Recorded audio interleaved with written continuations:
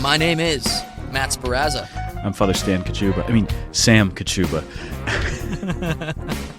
And today we are joined by Michael Bellacicco. Now, Michael Bellacicco actually happens to be my cousin.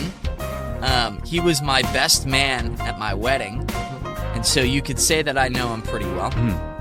But since he was my best man at my wedding, I'm going to shift gears and say, Father Sam, how was the wedding you celebrated this weekend? It was good.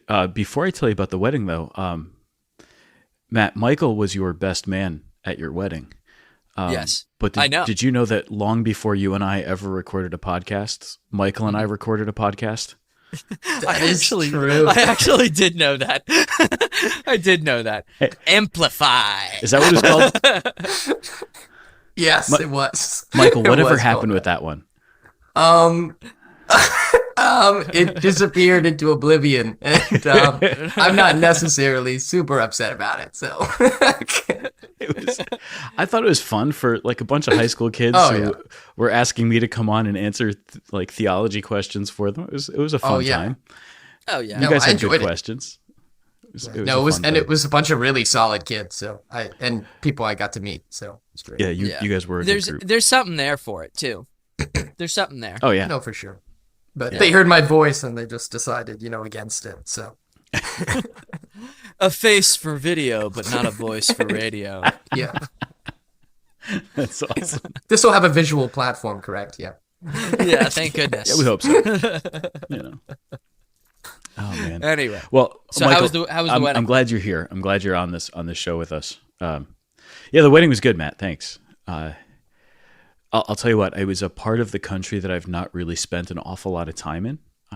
I was in Effingham and Teutopolis, Illinois. Wow. So neighboring towns. And those are both very fun names of towns. They are. Teutopolis. Sounds like a comic book. Yeah. In fact, the pastor of the church where the wedding mass was celebrated, he had been like doing some work in the rectory, so he's wearing shorts and a t-shirt, and he popped into the sacristy to make sure that I had everything I needed, and his t-shirt said, "Where the Effingham are we?" I was like, I like this guy. I like this guy. Yeah. I like how he thinks. I like where he's going with this. It's pretty good. Yeah. But yeah, so like right next to the church there was a grain elevator, which it was the closest proximity to a grain elevator I've ever celebrated mass in. Yeah, so that was something new. And what is a grain elevator? It's funny that you from Connecticut and the East Coast should ask something like that. A grain elevator is a way that when they're milling grain and preparing it so that it can be shipped off for various purposes and everything. Mm-hmm.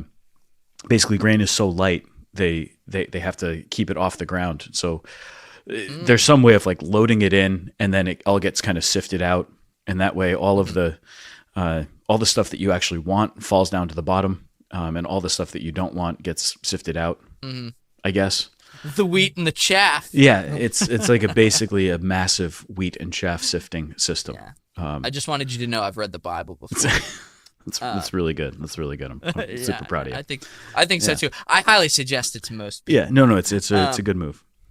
Anyway, so we'll stop ignoring Michael now. And yeah, welcome to the area, Michael. It's great to have you. I've been trying to decide if I'm allowed to talk or this is still the intro and the ba-dum is still playing or not. So see, he knows our intro music really well. That sounds huge kind of fan. It's actually my favorite podcast. It sounds a little bit like a tuba, like ba-dum, ba-dum, ba-dum, ba-dum. Yeah. I don't think our music sounds anything like a tuba. No, it doesn't. But Michael's version of our music does. I think. Okay. Yes, it does. Yeah. Anyway, so Michael, the reason that I wanted to bring you on today was because, as long as I've known you, which has been virtually my whole life, you are cousins after all. Yes. Yeah, we are related after all, and not too far in age. You've been a faithful Catholic, and as I said to Father Sam beforehand, we've brought plenty of people on to speak about raising Catholic kids. And while you're not a kid, you are in college and you're in your senior year, so you're on your way out. He has a beard. Yeah, you are a certified young adult, that's for sure. Certified young adult. But you could go to all the 2 drink maximum parties at churches. Once I turned 21. Right. Yeah, you're not 21 yet. Yeah. You can't go to those parties. But we haven't brought many people on who have the lived experience of, I mean, maybe they do, but that's certainly not why we brought them on. Like they're past that stage of life. So you are someone who went into college as a faithful Catholic and kept their faith. And I think that, well, quite frankly, I think that's impressive. I think that that's a gift that not many people that I personally know have. Like there's a ton of stories of, I converted in college, or I reverted to the faith in college. That's fairly common. And so I guess I'm gonna start with like family life. Now, obviously, I have a little bit of an insight to it, but how were you raised to stay in the faith? Yeah, I think I was just a priest one time asked me and my brother, so it was like after daily mass one summer, and I walked to the back and I was just talking to the priest, and he said, what allowed your family to be so faithful? And the answer that my brother gave, which was a very good answer, and I wish I thought of, was that we've always said the rosary, which is really, now that I have grown up, I've seen what a blessing it's been, because around first grade, my mother and father decided that we would say the family rosary every night. Which as a first grader, I wasn't super happy about. And actually, for most of the time we said the family rosary, I wasn't super happy about it. So I would say first grade, I started learning to pray on the beads, right? With the big, like, multicolor rosary set, and just probably going again a glass of water every 3.5 seconds. And, but I think in that, my family, like, my parents were never, like, super pushy, but they were like, you're going to Sunday Mass with us, and we're saying the family rosary together. And that was a really important part of my childhood, mostly because I knew that faith was important to my parents, and also that it was part of my family life as a whole. So my family also got very close because of the family rosary, because we would all sit down and talk for an hour before that about our days, and then we would go straight into the family rosary. And straight into the family rosary after an hour of us trying to get away from saying family rosary, probably most of the kids. But I think, just interceding, the intercession of the Blessed Mother really helped. And I think the important thing with parents, with the faith, is what I've seen is that my family, at least, allowed me to, they had their standards, right? Like, we're going to Sunday Mass and we're going to pray together. And then through that, I was able to get that relationship aspect when I was at that age that it usually happens, right? So when you're 14, 15 and you start putting things together and you're like, okay, like, my life has to be put in a certain direction. And which way am I going to go? And what is all this? If I'm praying every night and I'm going to Sunday Mass, what am I doing this for? Because if it's for nothing, then why am I doing it? So I'd say that kind of aspect of my family life allowed me to then come into that time where I could make that decision to be faithful or not. Yeah. Right. So, I mean, you are, I think, by far the youngest guest we've ever had on The Tangent. But I'm thinking there was that one episode where Michael Sparazza was featured. Yeah, he was, but we lost that one, unfortunately. But we lost that one. Yeah. Maybe someday he'll be back on, But yeah. Hopefully when he could say words. Michael, I'm thinking back to when I first met you in the lobby at Trinity Catholic High School when your sister and brother were students there. So, they would have been like a junior in high school, and I think a freshman in high school. Yeah, something like that. And you were there for some school event, and you were like 8 years old. Yeah, maybe it was at the bagel honor roll breakfast. Was that what it was? Oh, man. Congratulations on making the honor roll. Here's your bagel. Now sit down. Right, yeah. But whatever, Sit down and listen to this speech. whatever it was, I remember meeting you, and my thought was like, this kid, you came up to me and you shook my hand, you looked me in the eye, and you sounded like you were 30. At the age of 8, you were like a 30-year-old. Where did this kid come from? Like just the stuff you were saying and the tone of voice that you had, everything. Like, this kid is. Yeah. Am I actually talking to a kid, or is this one of those like Benjamin Button situations where like he's just something's wrong? This is so bizarre, and I got such a kick out of it. Well, go ahead. I was gonna say, I think that's just because of the fact that I was raised, like Matt knows, I was the youngest of 13 grandchildren. Yeah. So I was just surrounded by a quasi adults my whole life. Yeah. So I was sort of like an old man in kid's skin. Well, that gets to kind of the point of what I'm getting at right here, is that I think our human formation, the way that we're raised, the things that are happening, that influences how we live our faith, right? And so in this context, you're raised with a lot of examples of adults practicing their faith, or older siblings or older cousins who are practicing their faith. And so I think it seems like for you, looking at your family, looking at the people around you, it was just like, this is what we do. We practice the faith. And so maybe younger than most, you kind of had a sense of your own identity as a disciple, your own identity as somebody who is following Jesus. Yeah. Yeah. I maybe want to add to what I was saying before about my family. Was one of the main reasons for like my sort of coming into the faith when I was 16, 17 years old was the summer before I started going to daily mass. So I started going to daily mass probably like going into junior year of high school. I just sort of started going to daily mass. But the summer before, I would see my father and my brother wake up in the morning and go to daily mass. And I always sort of saw that as like, oh, that's like men doing man things. Wow. And then the summer I started going to daily mass, it was like I like the first couple times I did it or whatever, I like woke up and I got dressed up and I was like, Nick, are we going to daily mass? And it was sort of like this, not a coming of age, but seeing my father especially and my brother get up at like 7 o'clock seemed like the crack of dawn to me during the summer. And when you're in high school, it is. Yeah, that counts. yeah, in high school. And walk to mass because we lived down the road, or drive to mass.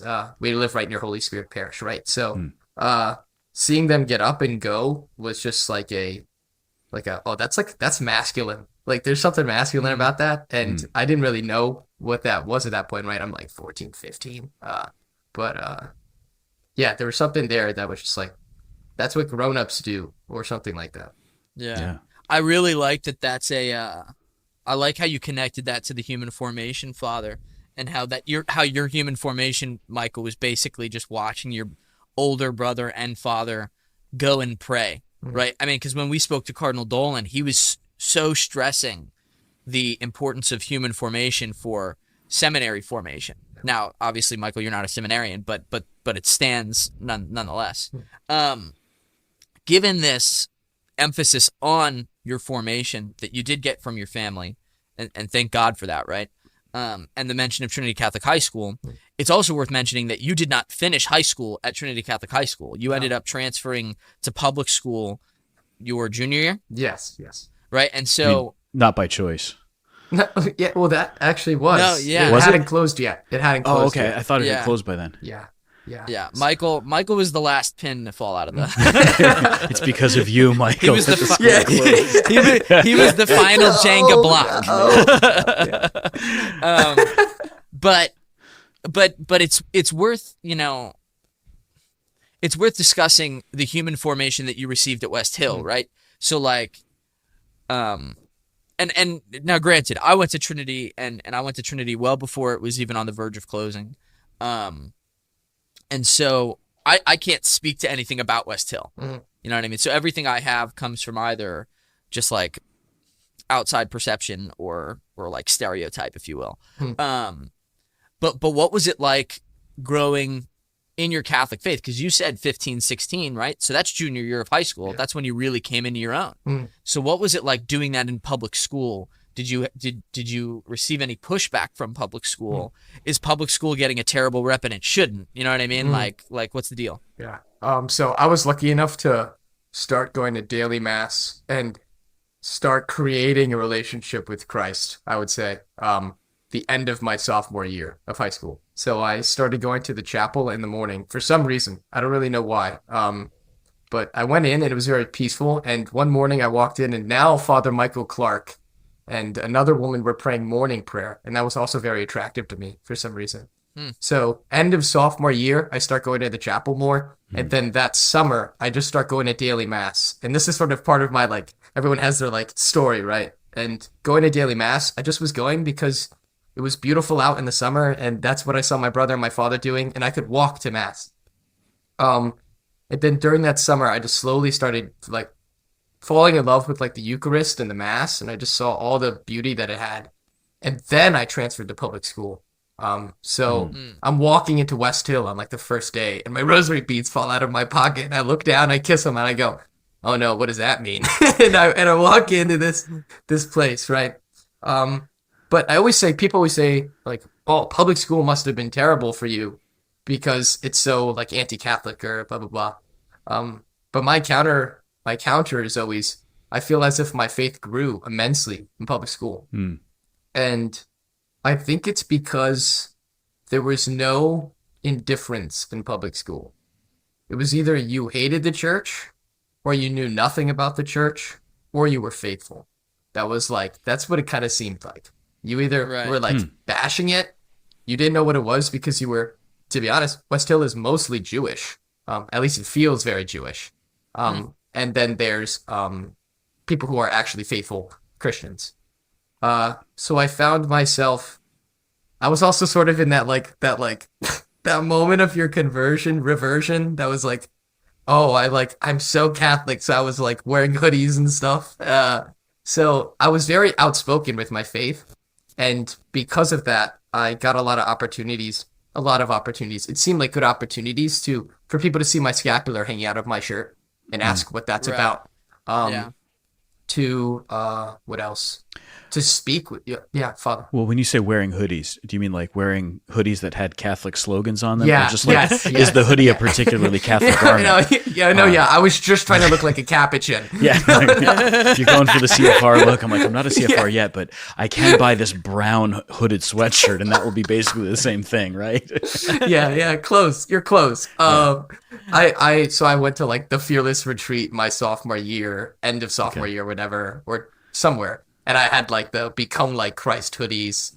And I was kind of geared up to be like, I'm ready to be a faithful Catholic and I'm not going to let this public school like take this from me. Because I know this is the truth. I had come to the conclusion before going to Catholic school, before going to public school, that this is the truth. And if I don't live it, life's not worth living without Christ in my life.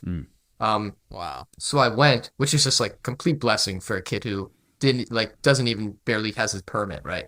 So that was he has his permit now, guys. Yeah, I have my license actually. Thank you.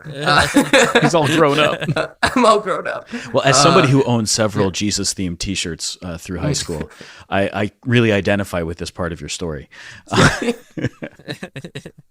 Yeah. Just on the theme of Jesus T-shirts, I would love to make a T-shirt as our first merch that says "Baptism nukes all sin." That's what I want. I want our first tangent merch to say. I would buy that actually. That's kind of cool. You have such interesting ideas, Matt. We're going to talk to our marketing team about that one, though. I think before we actually printing Father those Sam, T-shirts. I am the marketing. I know. That's what I say. We're going to talk about this before we go. For imprints, not getting that business just yet. Right. Man. So, Michael, your faith starts to become more and more your own, and you're living it out in that public high school context, which I think you identify as a place where your faith actually was able to grow, in part because you're going to encounter now maybe some opposition. It's not just everybody supporting you and encouraging you to be Catholic, but even in a Catholic school, the reality is you're not always going to find people encouraging you to be outwardly, overtly Catholic. You're not always going to find that. It does happen in many schools, but maybe not always, So there you are, like living it out. And Matt, do you remember when you were in high school, we had the West Hill Trinity fight? Yes. Like this, Yeah, you're talking about the lacrosse game? yeah. Well, because it wasn't just the lacrosse game that like the big brawl started at. It was everything leading up to that because of the scavenger hunt. So in Stamford, Connecticut, there's this ridiculous high school scavenger hunt that often involves some illegal activity that these high school kids have to do. That everyone should be discouraged from participating. Absolutely. But some kids from Trinity vandalized property at West Hill, and some students from West Hill then came and vandalized property at Trinity, and so there was a lot of social media back and forth between the two schools, and it had all this big controversy. So, I mean, Catholic school, public school, kids are kids, right? High school students are going to do things that high school students do, but throw in faith or lack of faith, and the discussion can become a really interesting one. Because there can be a lot of zeal in young people. Did you find, Michael, that like your zeal was increased while you're at public school more so than when you were in Catholic school? Did you find yourself more like, all right, I've got to get out there and like really, really do this, like maybe in a way that you would look back now and say, okay, maybe I would do that differently? So the thing I recognized about public school different from Catholic school was that within Catholic school, everyone was quote unquote Catholic. So there was more of like an indifference that I was feeling. So like, I know the catechism, but I'm not like, let's say they know the catechism, but they're not practicing, but they're like, you can't tell me anything about the church because I know it. And then when I go to public school, I remember my junior and senior year, I'm not sure, I had 2 encounters with ex-Catholic professors that were like, one was practically blaspheming, and then the other one was talking very poorly about John Paul II, just to me, like coming to me because they knew that I was that kid. And I wasn't super learned, but I was ready to like battle it out. Yeah. But I found myself more of just focusing on, in public school, it felt like the way that you could, this is sort of like how the Opus Dei works, right? Is like to be just a good student and a good man, and people are going to be attracted to that. And that was sort of my way I've always felt going through the faith, is I want to be holy and normal. And yeah, like we need some of those like holy fools, right? Yes. We need them. It's great that you're putting those words together, holy and normal. Yeah. Right. Yeah. Like it's okay. Yeah. It's okay to be a person. You can still be holy. It's so good. Yeah. And normal doesn't mean, this is like a fun little thing you can put together, but normal doesn't mean like following the crowd and doing disordered things. Normal means like to be able to have good conversation. It's like what Cardinal Dolan was talking about when you were speaking to him this past week, was like to be formed as a human person, but also to be formed in the truth. So that was my hope, was that I could try my best to be joyful. I could try my best to be like as good as a student as I possibly could be. And then hopefully that would somehow draw people to recognize, while also having very visible images of the faith on me. I think I had like the St. Benedict's wrist, those like little bracelets that have the St. Benedict's medal. I had a scapular. I had like every good Italian young boy. I had like the gold chain hanging out sometimes with like St. Michael and the Blessed Mother on it. Right on. So I was giving opportunity to students to speak to me if they wanted to. And also I was friends with a lot of non-Catholics, and acquaintances with a lot of non-Catholics. But to just not, this is a big thing, right? Is to not necessarily scandalize in your actions. Like if you're living the faith, live it well. And then if people recognize that, then there's something attractive to that. And I think, this will be a better answer to your question that you're asking before. The zeal that might have come. Yeah. My zeal increased in public school because I was seeing so much emptiness. More emptiness than I was experiencing at Catholic school. Because more students, they didn't have that culture. Yeah. They didn't even have the culture of Catholicism. They didn't even have the culture of the truth. They were just living completely outside of it sometimes. So were you finding like a zeal for evangelization, for sharing the gospel? Would you describe it that way, or was it like an apologetic zeal of like, I'm going to defend the faith? Yeah, it's sort of hard because I was a transfer also, so it was really hard doing. It was more difficult to engage because I was new to the school. Yeah, right? sure. And I was also very new to my faith. Like my faith catechism had been like years of education, Catholic education, which I was blessed to have an amazing middle school teacher that taught straight from the catechism, Mr. Terenzio. He was a great man. So I had that catechism, but then most of my catechism all throughout high school had come from me reverting, quote unquote, to the faith and listening to a lot of Fulton Sheen. That was what I had. So I wasn't super geared up. And even now, I'm not the best apologist.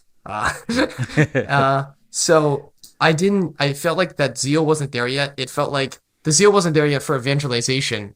It was more like, oh, I need to get all the more invested into this because I know it's the truth. Okay, so like this might sound like the wrong way to say it, but like an inward-facing zeal. Like I want to grow in my relationship with God, so like this is something that I recognize for myself is really important. So let me work on it, and then eventually you come to the idea of, hey, this is really important to share with the world, right? Yeah, it's as bad as it may sound.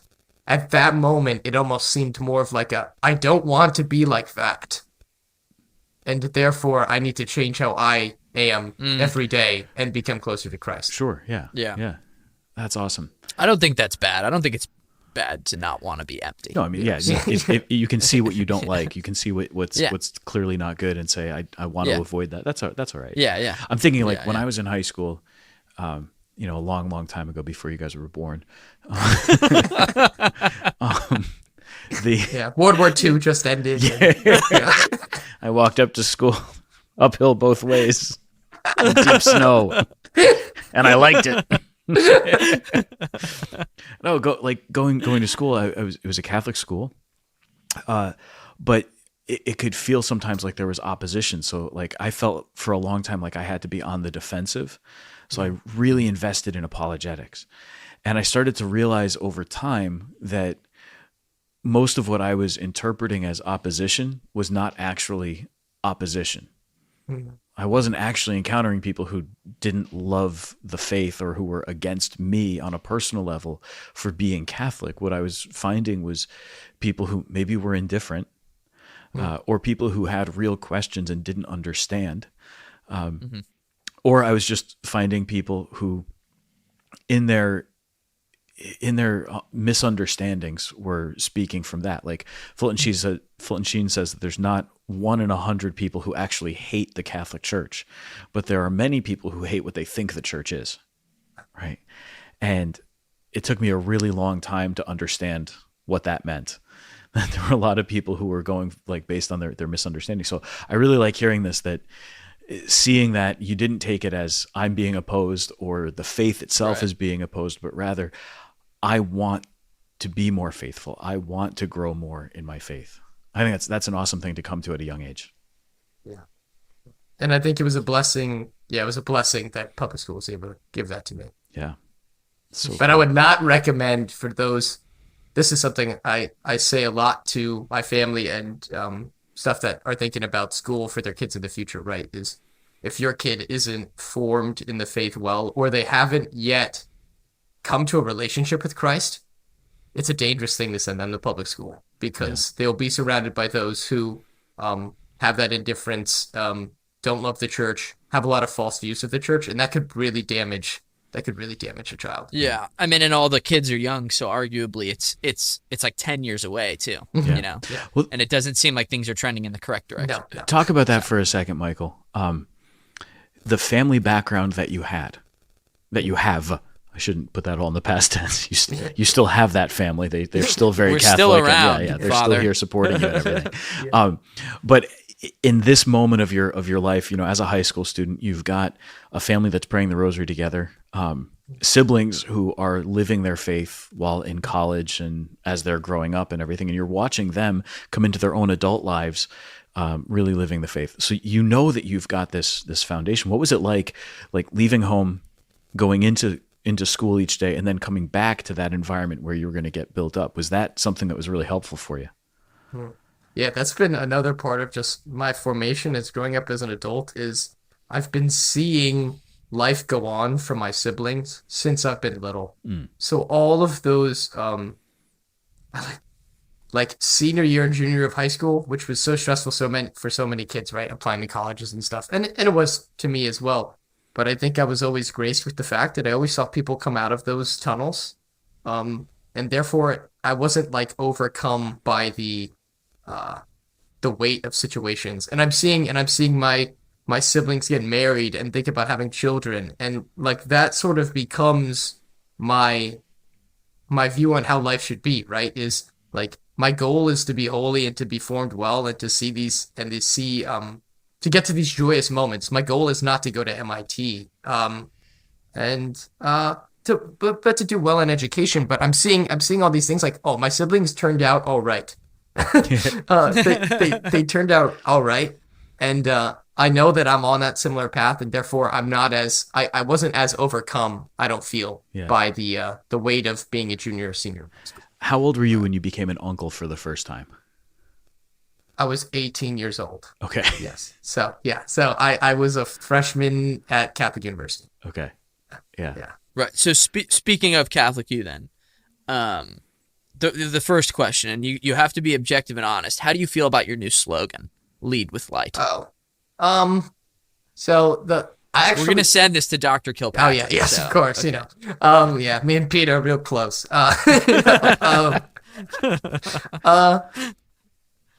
The lead with light slogan. I don't know how I feel. I like it because it's our slogan or like our university thing is like Deus meo lux est. I think that's the correct Latin, I believe. But like God is my light, right? So I think they're trying to sort of just like Right. anglicize that so that they can feed it to the world better. I really like where it's going. If you guys haven't watched our video for that new slogan, it's amazing because we're showing students who are swimming, students who are like lifting weights, reading books in our gigantic library, but also it's totally Christ focused.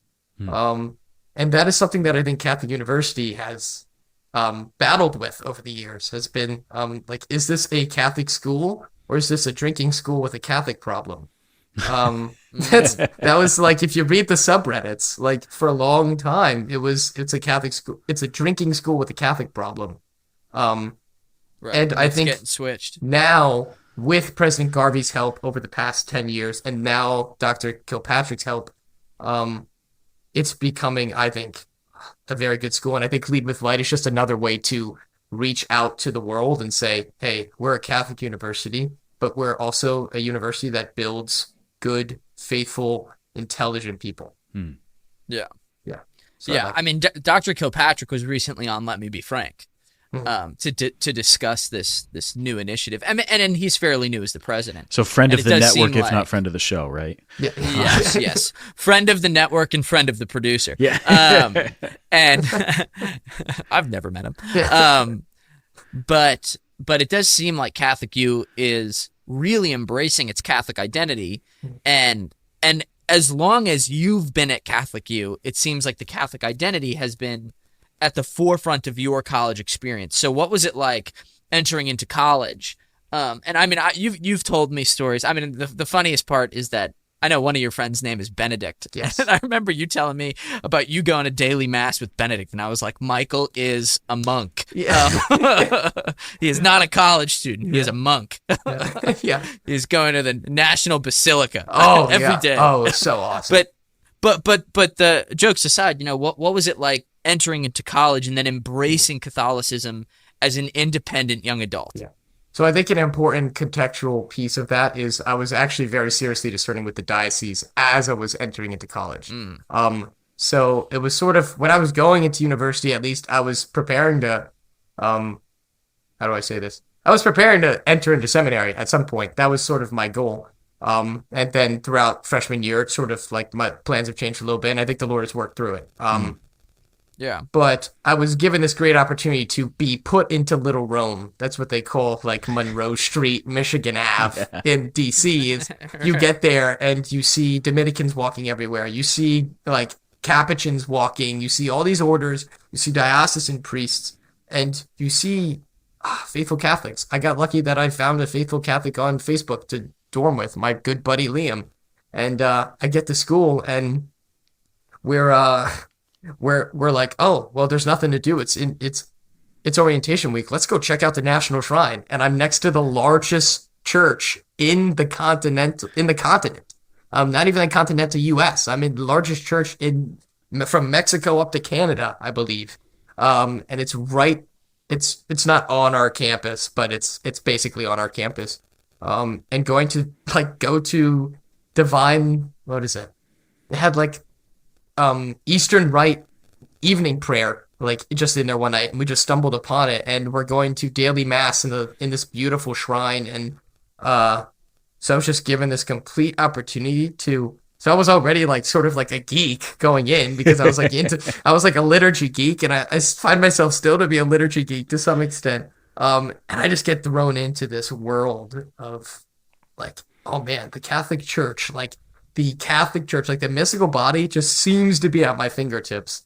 So I was just a really great opportunity. Yeah, I was going with my buddy Benedict and Tony and Liam and such to all these amazing Catholic events, and yeah, that was an amazing experience freshman year, and just going in and having those opportunities, especially as someone who I was going in taking the faiths very seriously at that moment. Yeah. So good. So how has it impacted your studies? Oh, good. Yeah, what's your major, Michael? Oh, I'm a mechanical engineering major with an aerospace concentration. Nerd. Yeah, little bit. Okay. Little bit. A space cadet. Yeah. Space cadet, one might say. Yes, I've always known I was a space cadet, so it was it was good to Aren't you an intern with NASA or something? Yes, I'm interning with NASA this summer. So you're a literal space cadet. That's great. Yes. Yeah. So cool. Yeah. I love it. All right, so mechanical engineering, but like Matt said, academically, are you able to take theology, philosophy classes and work your faith into your academic course? Yeah, that was a complete gift. So you're forced to. So you have to take. The answer is yes. I have to. But it's amazing because so you have to take theology and you have to take philosophy your freshman year and then even sophomore year, depending on your degree as well. Engineers have to take less because we have more classes to take. But it's really good because theology, of course, it's doused in Christendom, right? Because it's theology. But even the philosophy, the philosophy school at Catholic University is just so unbelievably beautiful. It's just filled with really good holy Catholics. And so I was just able to take these classes. You kind of take intro to philosophy classes, right? So you're reading Kant and Descartes and stuff like that. But to be able to, I got super lucky and got the dean of the philosophy school for my first semester. And then the second semester, I got one of the best teachers at Catholic U and a Thomistic Institute speaker. And it was just awesome. A gift. So that realm of theology and philosophy is just all over the place. A lot of my friends are philosophy minors or theology majors or minors. One of my good friends' father is a Thomistic Institute speaker, was on Matt Frad. Cool. Yeah, my best friend Benedict, right? His father is Michael Gorman, a very high octane philosopher. And so I was just sort of wrapped around by this area of, I like engineering a lot. I like what I'm doing in it. I'm good at the courses, but also I can think and I can reason with my friends. So it's a gift. And Catholic U has presented you with a couple of opportunities to. This episode wasn't just supposed to be one big plug for Catholic U. It's kind of turning into Please, it. So, I like it. I'm okay with that. So Catholic U, if you want to sponsor us, that's cool. We'll take it. Yeah. I'll happily do an ad read for Catholic University. Yeah, the absolutely. Catholic University of America. Do you know my favorite Catholic university? Father Stan and I. But at Catholic U, you've had the opportunity to go on quite a few mission trips. I mean, at least two, right? Yes. St. Lucia and then, funny enough, New York. Yeah. So you basically just came home for a week and mission. Yeah. But what has that been like for you? How has that helped you grow in your formation? Because now you're past I mean, especially the New York. I mean, it was like what, a couple of months ago, right? Yeah. And so you're past like, oh, I'm growing in the zeal of the faith, in my zeal for the faith for the first time, and I mean, you're well past that, and you've got some academic rigor behind you. You know what I mean? Like you're in the faith already, but now you're putting it in action. So how has that impacted you? Oh boy. Mission trips are so good at showing you that you are inadequate. That is what I've gotten from mission trips, is that you are just so inadequate. In what ways are you inadequate, Michael? Let's list them. School, life, sports, no. Height. I think I'm taller than Matt though, so I'll take that. Yeah. So I was given the gift of going to St. Lucia last year, to this amazing island, right, the Caribbean. And when I was telling people I was going to St. Lucia, it was like, why are you going there? And it makes sense because St. Lucia is this amazing island. A lot of people go there for their honeymoon. But we get off this plane, we get on this car, and we drive like 2 hours, and we're in the middle of nowhere. There's like a cow screaming in a field, and I get off this bus, and I'm like, where the heck am I? What does a cow scream sound like? I'm just kind of... Do you want that, Fish? Do you want to hear the audio? I really kind of do. I've never heard a cow scream. We'll put it in the show notes. Yeah, it's a horrifying noise, especially when you wake up to it at 3 a.m. in the morning. But I was given this great opportunity to just go to this very Catholic place where a lot of people just don't practice. And some part of that is because there hasn't been a lot of priests there. You went to Trinity. No. Yeah, because there hasn't been a lot of priests there. Yep. And there has been a lot of a characterization of St. Lucia could be like broken families. And a lot of these practically villages. I had no clue. Poverty in New York looks a lot different than poverty in St. Lucia. So a lot of broken families. And just going and bringing... I went with the St. John Society, which is based out of Oregon, but also Argentina. And just going there and bringing just the word of God and priests. And going and speaking with these people. And just realizing, here's my inadequacy coming in, was just... you could be as zealous as you want, but you need to, you're facing very real people with very real struggles and also very big misunderstandings. Mm-hmm. So it's just very scary, right? I went to this place called Roseau. That's where I was assigned to in St. Lucia. And there's a large marijuana plant growing right in the middle of the town. And then a whole house with just marijuana growing on top of it. So lots of Rastafarianism is still a thing in St. Lucia. So going to these towns that are pretty intense and saying, well, time to put on my big boy pants and go speak with these people. So that's sort of I say that to myself every morning. Oh, yeah. And that's when I talk to my wife. No, oh boy, Renee, scary woman, Yes. All 5'1" of her. All 5'1" of her. Yeah. So just sort of going into these situations and realizing I better believe that this is true, and I better ask the Holy Spirit for help because I'm horrified and I'm super nervous and I'm a coward. And just going into these homes, these 15 by 15 foot homes made of cement, and just sitting with these people and trying to talk about struggles.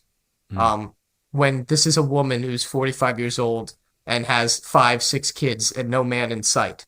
So sort of just, it's difficult to really relate to that. So sort of just asking, these mission trips opportunities have just showed me that the world is a dangerous place.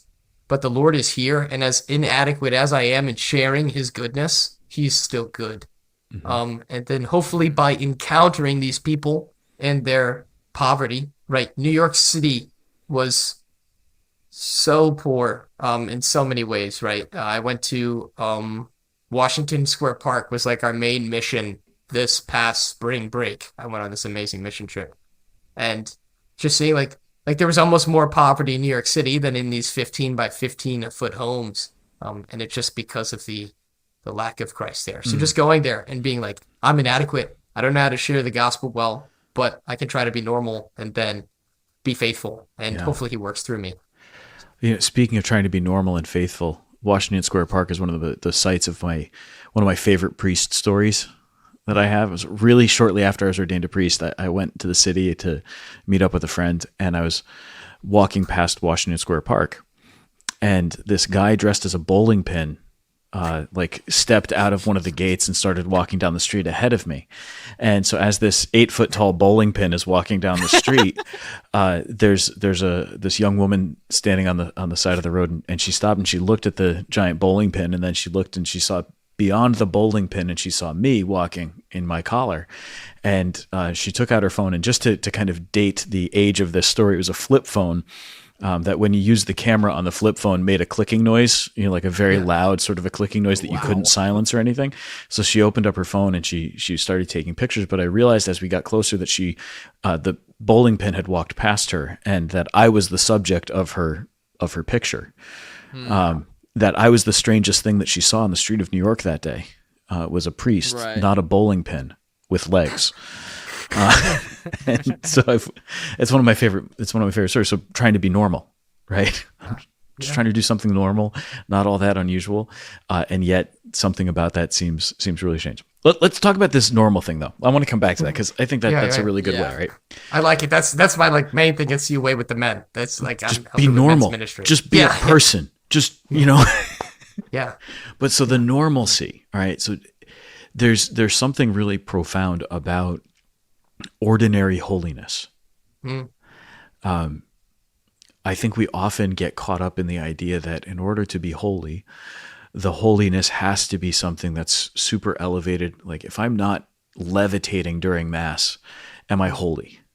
Right? It's got to be the extraordinary stuff that we see. But the greatest saints live out that call to holiness in the most ordinary circumstances and in the small and subtle ways. And like you see it in your own family, like it was normal for us to pray the rosary together. So because it was normal for you to pray the rosary together, it's not that unusual for you to carry a rosary in your pocket. And then when it's not that unusual for you to carry a rosary in your pocket, it's not that unusual for you on your own to decide, I'm going to pray the rosary because it's already in your pocket. Right? How do you find that ordinary holiness manifesting while you're trying to live college life? I think I was telling someone this the other day, that I've just always had a good cringe radar, and that's the most Gen Z you'll hear from me today. It's just like I just feel cringe so often. I'm just like, oh, that's sort of cringy, and I think that gift. That virtue, I would say, right, has allowed me to just be like, this isn't going to be attractive to people if I'm trying to be Padre Pio when I'm not. So I think that sort of led me into this sort of place where I'm like, okay, like let me try and be holy. And I was also formed very well, like freshman and sophomore year, I was surrounded by good men of Opus Dei, and they are just normal, holy men. And that sort of formed me in the way to go about the faith better. It's just, I will be faithful, but I will also be easy to talk to, and I will also be joyous.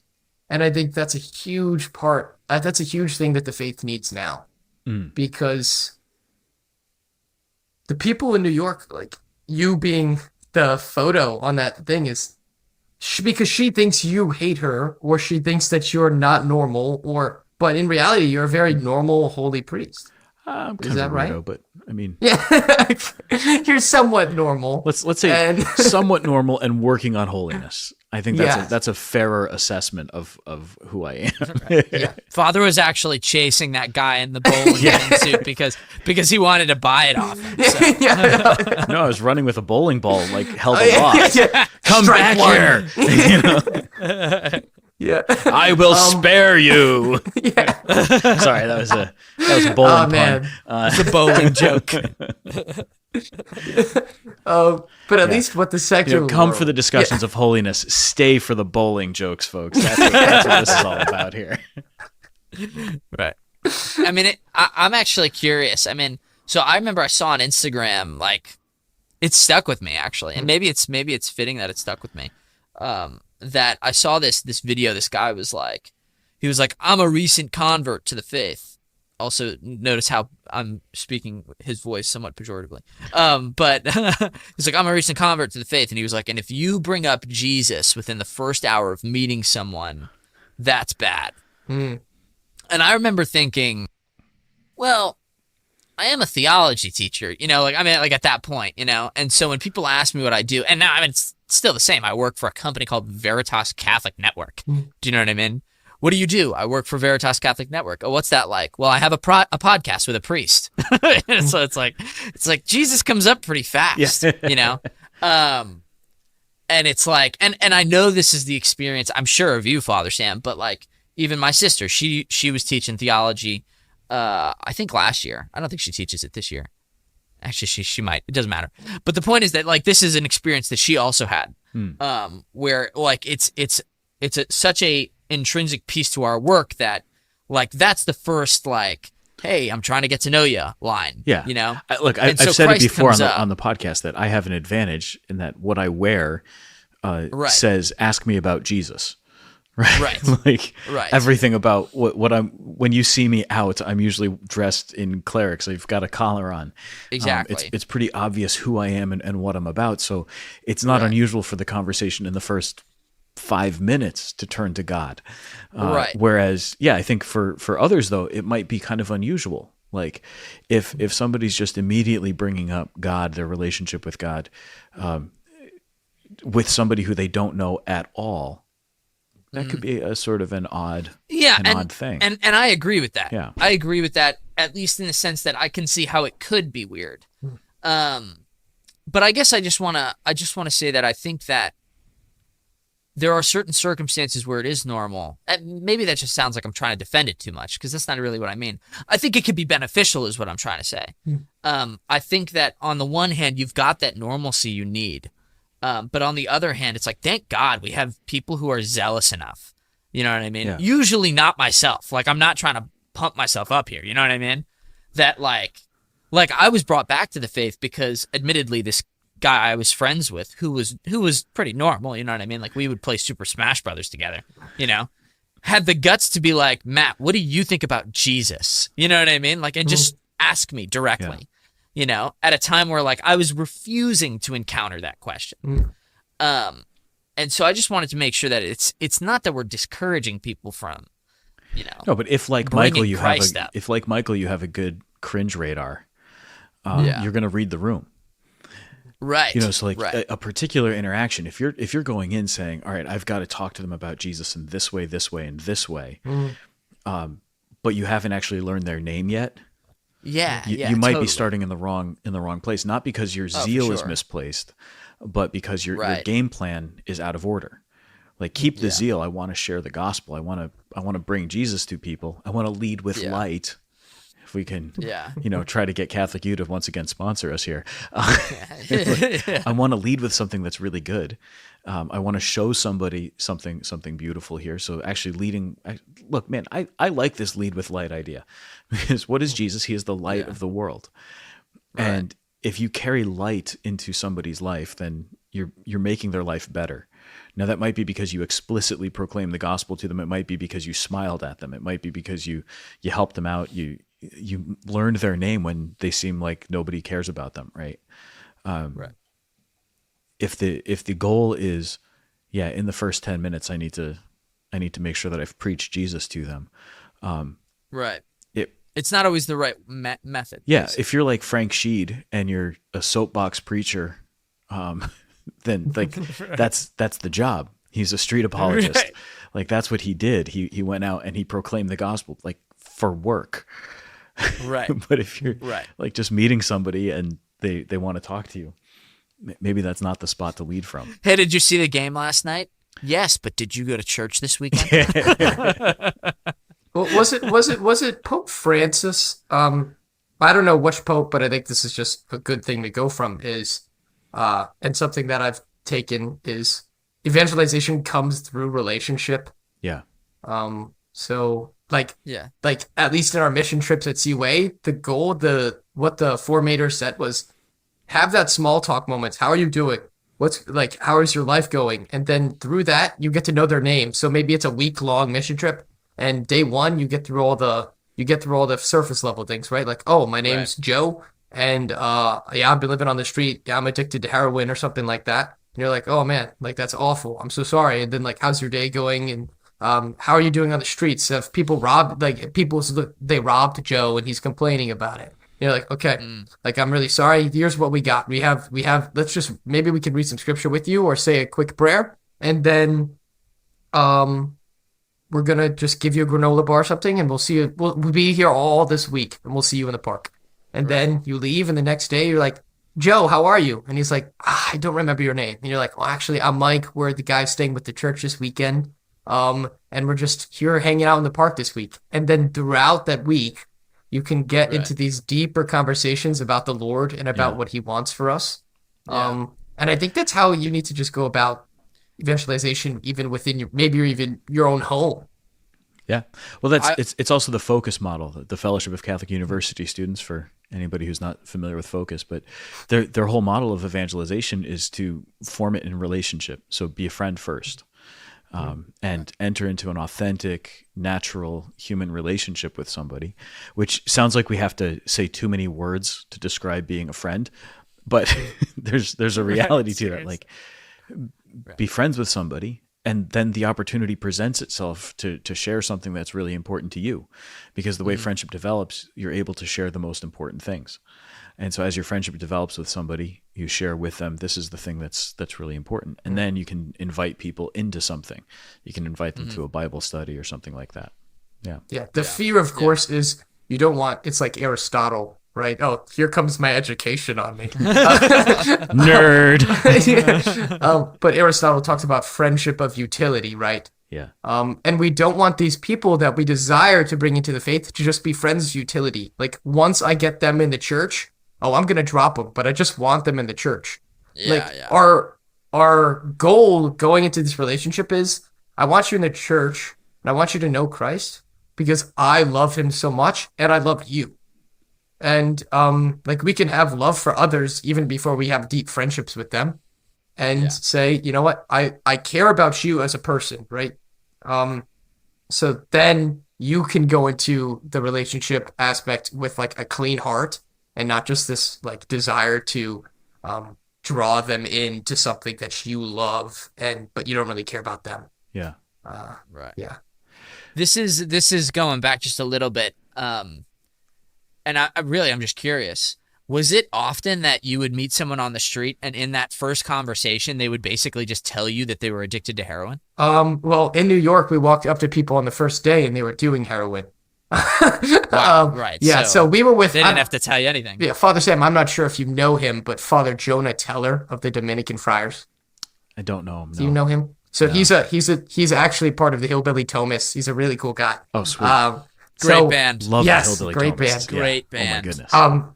But that was part of our mission, was we were just going to his parish, and he was walking over Washington Square Park. So he's a great priest, because every day he makes a 5 o'clock round in Washington Square Park. Cool. And he knows everyone's name and all the regulars, and he talks to people, and he's so amazingly joyful and normal, but like he can hang with the gruff people. Like so first day in the park, he took a few of us, because he's like, this isn't a zoo. Like, we're not going to like oh, look at that person right there. Like, no. So he took like 3 people. He said, who's coming with me? And at that point in the mission trip, I was like, we haven't done anything yet, so I'm going with him. So so I went with him. You were complaining about your mission Yes, trip. I was complaining. This isn't hardcore enough. Like a little baby. And sounds just like you. Yeah. Yes, just like me. Typical Michael had not Bellacicco. yet put on, Michael had not yet put on his big boy pants. Yes, no. I was like, where are the Franciscan Friars of the Renewal? I want to see them. So he takes us to this corner of the park. It's like the northwest part of Washington Square Park. And it's all these guys that, men and women that are just riddled with addiction and poverty. And we're just walking, and I'm like, what is going on? Because I'm seeing I'm seeing like pens on the ground, like big pens that had been filled with drugs, and just walking. And then finally, Father Jonah's like, "Oh, there she is. We'll call her Antoinette or something." It's like, "There's Antoinette," and he books it onto the grass of this park, which people should never sit on the grass in Washington Square Park, because as we're walking, there's yellow caps of needles just cluttering the ground. And he walks up to this woman that's not very with it, and just sits. He squats down next to her, and she's on this towel surrounded by people, one of which is sticking black tar in her arm at that moment. And he sits down with her and just talks with her like nothing's happening. And he's saying to Antoinette, we'll say, like, "I'm gonna get you that coloring book this week. Don't worry." Like he's giving them things. And then maybe I can just share this amazing moment that happened, because it was by no part on me. But we're in this area of the park where these people are doing heroin, and a man is very dirty, and he's got cuts on his face, and he screams Corinthians 1:13. 1 Corinthians 13. There we go. And the girl I'm with, this amazing girl, is like, "I love Corinthians." And he's like, "Great." And then he starts saying Corinthians 1:13, which is, the love is patient, love is kind, it does not boast. And he comes over and she hands him her Bible and says, "Do you want to read it?" And he goes, "Yes." And he finds Corinthians 1:13. And he starts reading it. And then at the end of Corinthians 1:13, it says, "And we shall see him face to face." And he reads, and this is what caused me so much, like I was like just caught up in pity, because we're with these people and I'm really struggling to see Christ present in them. And he reads, "And I shall see him face to face, and I will pay for what I've done." He adds that to the scripture. And I will pay for what I've done. And that was just this amazing moment of just recognizing, like, oh, like he knows what he's doing is wrong and he hates it, but he's stuck. Yeah. And I think New York was this amazing opportunity to just, because I struggle now with like struggle with the homeless. I'm in DC. There's a lot of homeless people, and with the like discomfort that comes with engaging with them. But that was a trip in which I was shown that Christ is present with the poor and the homeless and the addicted. Wow. Yeah, so that was a great blessing, seeing these people that were suffering so much, but also seeing their desire for life that they weren't finding. And Father Jonah said to us before going out, like, "You will find no atheists out there. They know that they're at the lowest point. They're at the lowest point, and there's got to be something more." So that was a great gift. That's really powerful. Beautiful. Yeah. Man. Yeah. Crazy. Just the experience if I can't bolster Catholic University up all the more, there's just been like the experiences they have led me to intimacy with Christ and his church has been breathtaking. Yeah. That's really cool. Now, so just one more thing for me, I think, unless we go further, which I'm open to doing. In my experience as a young Catholic revert, right? So I reverted to the faith in my senior year of college. So I was 21 or something, around your age.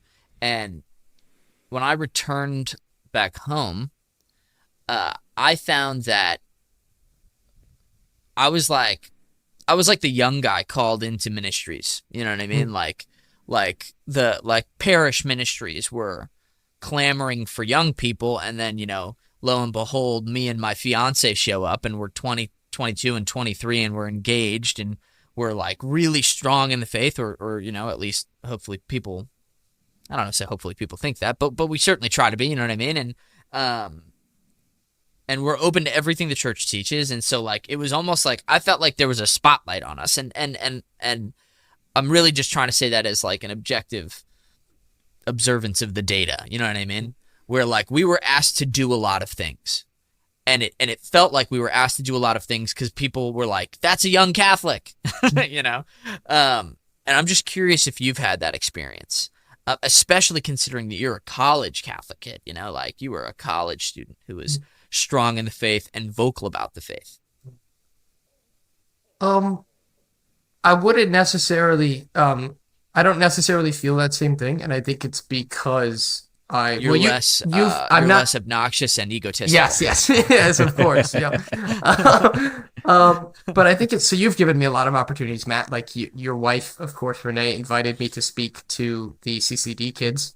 Yeah, and sure. You've invited me here today, which I'm super grateful for. But I'm not. You're welcome. Yeah, thanks. You're so welcome. Thanks a lot, really. And it's your honor, truly. There's no doubt about it. Yeah. But I'm not Catholic U, please sponsor us. But I'm not as present in the diocese as I sometimes wish I was. Yeah. And therefore, I'm just not invited to do these things as much, at least in this diocese. At Catholic U, I've been given a lot of great opportunities. Right, yeah.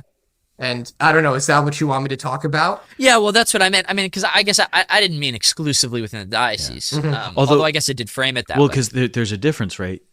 On campus, Excuse me. You're looking for Catholic leaders, student leaders who can do that. But in the context of the college campus, Catholic student leaders are going to be students on a college campus, right? This is actually great. Yeah, when you come back to your diocese, when you come back to a parish, you might be the young adult.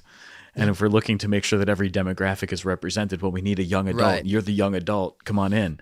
Right. Like it changes very much because you can go from a college campus where, like Michael, right now you're in college. You've got maybe some leadership that you get to do, which is fantastic.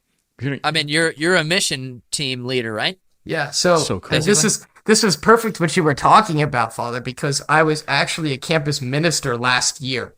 Cool. Which the whole goal of them is to basically be students who are, it's like sort of, it was like the campus didn't need focus, but they wanted students to run things. So I was given that opportunity last year, and I didn't do it this year because it was very, very time consuming. But I was given that opportunity, and now I'm the men's group leader for the next year. So I'll be helping one of our chaplains run men's group and hopefully help form some Holy Catholic men. But the I can't be present in a parish like I used to be. My parish is currently the Catholic University of America. Right. And all of that. So I come home and I go to mass at some parishes and I see like young altar servers like struggling, and I want to offer like I'm a young man, I love liturgy and I love the church, and I want to show these kids, like, because in serving well you come into a relationship with Christ because you start recognizing what you're doing. But I just can't, right? Because I'm going down to DC next week to work with NASA. So I can't do that, but I can do that at Catholic U and in the Maryland area and DC in a good way. So I think that's a good thing that Catholic U's offered me, is I'm not, because I think if you go to a secular university, sometimes your parish at home remains your parish and school is battleground. While I've been graced with the fact that my school is now my parish in a very real way. Right. And I can be active in my parish down at school while coming home and having the arms of the church still wrapped around me. Like we had the Eucharistic pilgrimage this week, and it was just it was just like breathtaking to be a part of that and to like walk in the Eucharistic processions and to be with our Lord during adoration. But just knowing that there are services I'd like to give the church here, but I can't. Yeah. That's awesome. This is all kind of reminding me of a book called The Context of Holiness. And it's kind of a deep dive into Saint Therese of Lisieux and her family life. So it's written by a Carmelite priest. I'll send you guys a link for it because it's a super interesting book. Yeah, please do. But it kind of gets at her family life and the place in which this tremendous saint comes from. So she comes out of this family that has multiple religious vocations, and I mean, they all became nuns. Exactly. they all became nuns. They all became saints, basically. But within this very, very frail family, like if you look at her parents and their story, the story of her parents is one of a lot of emotional brokenness. a lot of struggles, and they became great saints in spite of those challenges and everything. Well, I think every family can do that in some way, and every single one of us in the particular context in which we live can become holy, but we have to know the context that we're in so that we can pursue that holiness in the right way. Like, Right, appropriate. you can have a longing for parish involvement, but while you're a college student, that's not your job. Yeah. You know, like, there's an article years back in First Things, and it was a guy writing his advice to college students as they were going off to college, like to the graduating high school class. This is the advice I'm giving to you. And it was like, take full advantage of the fact that for the next 4 years while you're in college, you have one job, and that's to read books and learn things. Like you don't have to do anything else. Your job right now, more than anything, is to read books. And as you read, as you study, to let your mind be opened up to the things that you really want to do, to get a sense of who you're called to be and what you're supposed to do with your life. But right now, the main purpose is to read books. And this is the only time in your life when that's what you're supposed to do. Because after that, the rest of your life, your job, unless you become a professor, unless you decide to go into academia, Yeah. the rest of your life is going to be working. It's going to be Yeah. raising a family. And so he said to the graduating class of whatever year it was, just take advantage of college and read books. That's your context, right? While you're at Catholic U, be a campus minister, work with your fellow students, help them to grow in faith and in love for God. And when you graduate, get involved in your parish. Now, of course, Focus always finds that a lot of their students have a hard time going back to parish life because they haven't had it. And so it's a whole new place of learning, and they are often the youngest person at church, you know. So there is a huge challenge to it, but like in your particular context, figuring out how God has called you to holiness, how God's asking you to do this, it's so necessary. Mm-hmm. Yeah. So Michael, what advice would you give then, having been raised a pretty normal person, pretty normal fella, and yet one who grew up praying the rosary with the family, going to daily mass? What kind of advice would you give to parents who want to support their kids in growing in the faith, but also don't want to impose things on them? I would say to lead your children toward excellence, but with the love of like God the Father on them, as artistic Yeah, it's easy as to that do. I might It's easy to sound, do. right? It's like Super it's just simple. yeah. Nothing like me giving good advice to parents, you know. But I would say always have. This is sort of like how I grew up, and I think that's how it's been so fruitful. Is always have the thing like these small actions of your day, like some of these choices about which sports team you're going to be on, which college you go to, like all of this just needs to be put on in the context of the resurrection. And just like, this is just, my mom always used to say on my way to my physics class, because in high school I would be like, oh no, I'm going to fail this test. And mom would be like, this is not a dot on the I of your story. And as like silly as that sounds, it's so true because Christ is risen. So if we try our best and we try to be holy, the Lord's going to take care of us, even in ways that we don't know. So I would just say, like, push your kids to try hard. Make them, like, put them in sports. Help them exercise because these are good things. Bring them to mass. Pray with them. And through all these things, even if they're not feeling it, right? Because sometimes we don't feel like the good that the Lord wants to us is good for us. Sometimes waking up and going on a run, even when I don't want to, is good for me. You know, so I think a good thing that parents can do is push your kids towards excellence, but always have the love of a parent and God the Father on them. So you know what? Try your best, but if you fail, like I still love you, the Lord still loves you, and Christ is King. Yeah. And that's awesome. really hard because the world likes to push things, but it's how it is. Yeah. It's awesome because, and I feel like we've come back to this theme so many times on the tangent, but it like really comes back to live an integrated life. Yeah. Like that is just, and that feels like the missing key to so much of the ideology that's pushed today. It's like, it's just it's so disintegrated. Yeah. So what's the key to parenting? It's like, well, encourage your kids to live an integrated life, and probably by doing it yourself. Yeah. Yes. Like your kid's not going to live an integrated life if you are disintegrated. Right on. Yeah. So also like taking that advice, because I think that what that advice you gave to parents is also good advice for them to follow, is what I'm trying to say. Yeah. Yeah. Absolutely.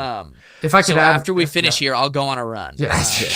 If I could add one last thing to that is, I've been really influenced by the Carmelites at CUA, because I have a good spiritual director who's a diocesan priest, but has introduced me to sort of their spirituality, and it's practicing the presence of God. And in practicing the presence of God, you can, even in difficult circumstances, find the peace of Christ.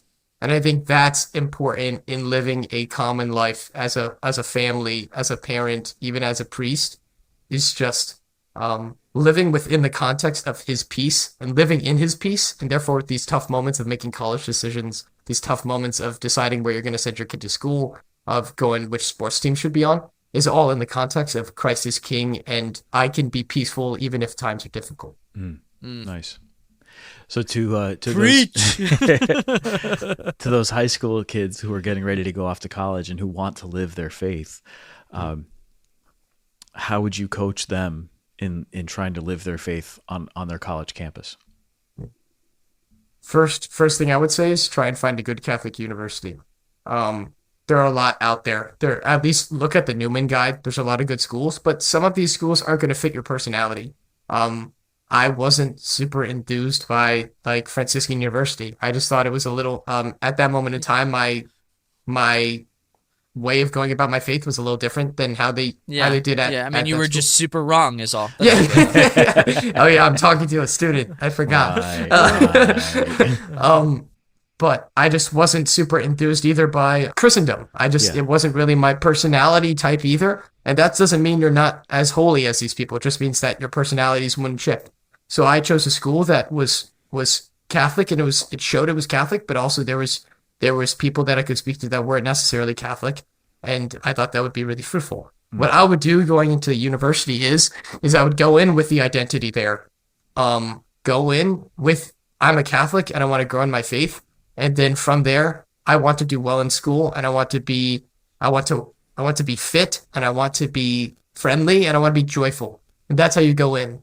And if you go even into a secular university with that, I think it could be good. But my main here, this is like one last anecdote I can give is my buddy Gabe turned 21 a few months ago, and we had this big party at our apartment for him for his 21st birthday. But it was like this really like virtuous, like really beautiful party with like nice whiskey and speeches and like 30 Which you people. didn't partake in. I did not partake in. And and just like being together with people, with men and women, and just enjoying each other's company. And then afterwards, like there were cigars and it was snowing and we were like having fun, throwing snowballs. It was like a great day in DC. And as we're walking back, my buddies are all just like, let's stop in the chapel. So we take a stop in the chapel and we walk out, and I was just filled with this great joy because of the gift that the Lord gave me to even be in the situation. And I look to my buddy Benedict and I just go, this is the joy the Lord offers us. Like, this is the joy the Lord offers us. So if I can give any advice to kids entering university, it would be find normal Catholic friends to hang out with who are going to draw you to virtue and just make you like joyous and a fun person to be around, because that's what the Lord wants us. Who says that? Saint Therese. Lord, save us from sour-faced saints. Like, we want joyous young people in the church that are bringing Amen, dude. that are That's awesome. bringing the mystical body up. Right on. That's awesome. So good. I love that. I've never heard that. Well, this is great. Michael, I'm really grateful to you. Matt's dying over there. I keep But sneezing. before he dies, as one last act, Matt, can we bestow the title "Friend of the Show" on Michael Bellacicco? Oh boy. Absolutely. I think Absolutely. you deserve Friend it. of the show. Friend of the show, Oh, buddy. boy. Family member of the show. Oh man, this is great. Yes. I'm basically Scott Hahn now. Yeah. Except that Scott Hahn isn't related to the show by blood, That's true. That's true. Right. so it's an extra Right. tie that binds you. Congratulations, Yeah. Michael. Thank you. Thank you so much. Hey, thanks for joining us today. This is awesome. Matt, thanks, buddy. Thank you so much for having me. Of course. See you next time, Father. All right. Hey, everybody, I hope you enjoyed the show. If you'd like to further support The Tangent, please consider subscribing or following on your preferred platform, following us at @thetangent_Catholic on Instagram, or even donating at veritascatholic.com. See you next time. God bless.